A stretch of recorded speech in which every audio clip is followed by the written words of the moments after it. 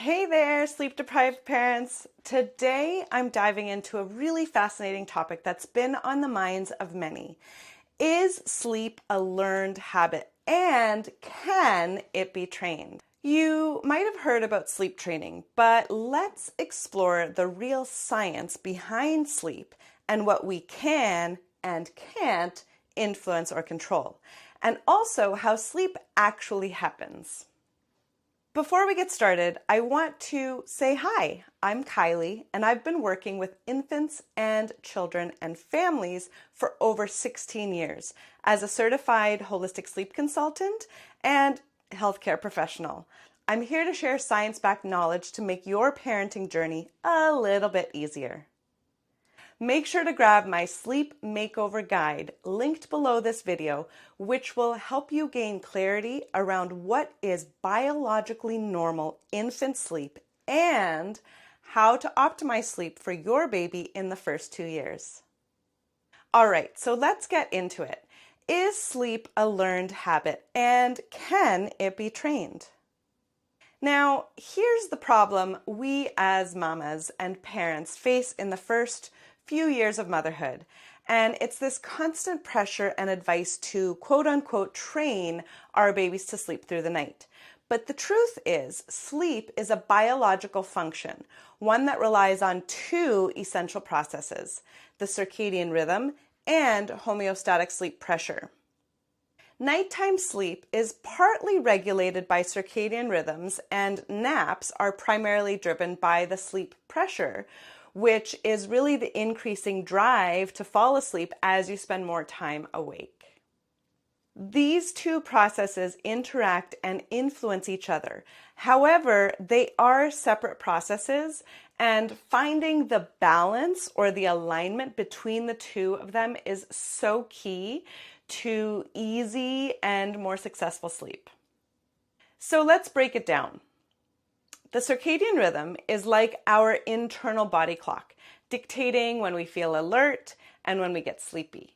But our circadian rhythm is about so much more than just sleep. It helps us to organize our day by regulating our behavior and bodily functions. It controls the timing of many events in our body. It tells us to eat breakfast, lunch, and dinner, and it prepares our bodies for absorbing and digesting the food optimally at those different times. It also alerts us to when we are thirsty, when we need to use the bathroom. It regulates our body temperature and our immune system, and so much more.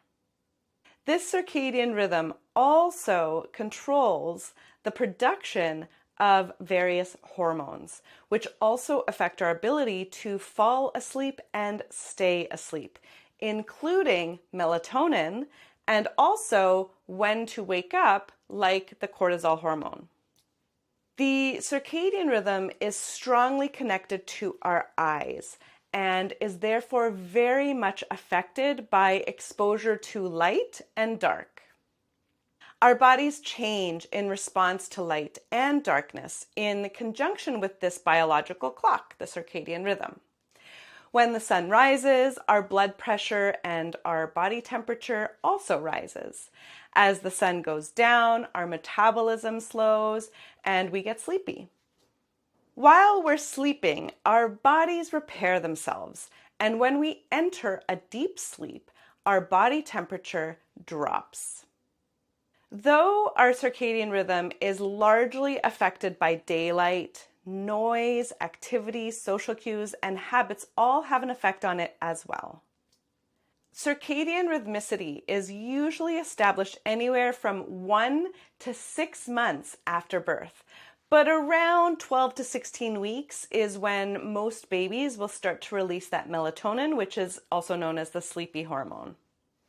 The other thing about the circadian rhythm is that it thrives on consistency.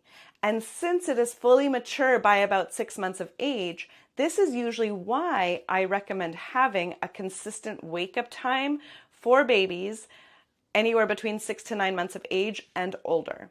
With consistency, day by day, your circadian rhythm or that internal clock runs more smoothly.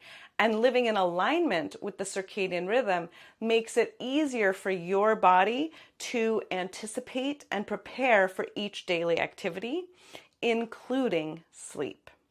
Same for our babies.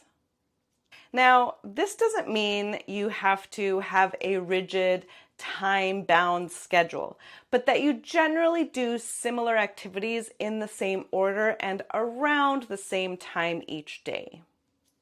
Circadian rhythm is only half the battle when preparing for sleep. The other half is homeostatic sleep pressure, or HSP, which is essentially a biological sensor that indicates how strongly we need sleep at a given time.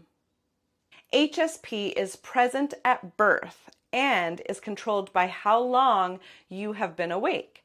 So, meaning the longer we're awake, the more sleep pressure we have, which then triggers hormones that make us feel sleepy. But it also builds with the stimulation that we get during our awake times. So things like feeds, playtime, bath time, park time, interacting with mommy or daddy, going on errands, etc., etc. Sleep pressure is affected by age and maturity, and to some extent cultural factors as well. So for example, in some cultures, it is the norm to take multiple naps during the day and to have a shorter nighttime sleep duration as a result.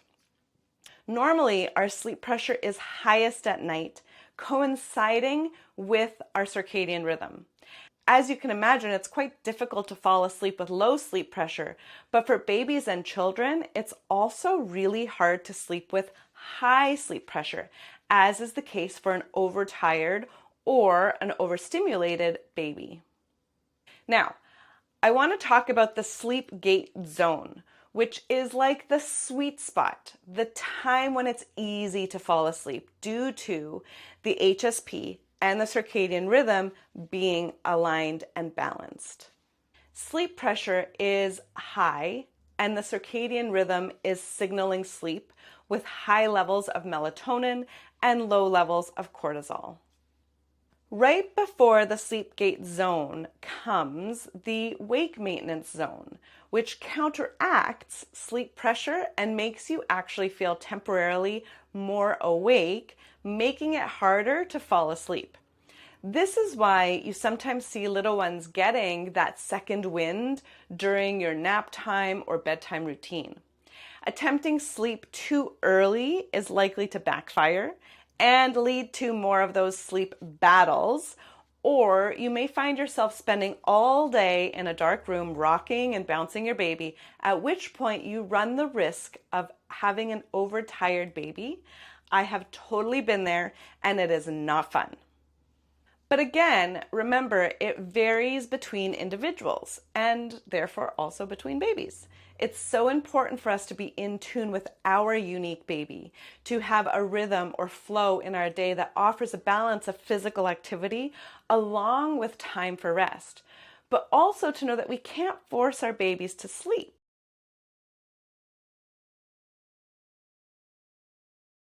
Now, here's the key point. Sleeping independently through the whole night is something that will naturally happen when your child is developmentally ready.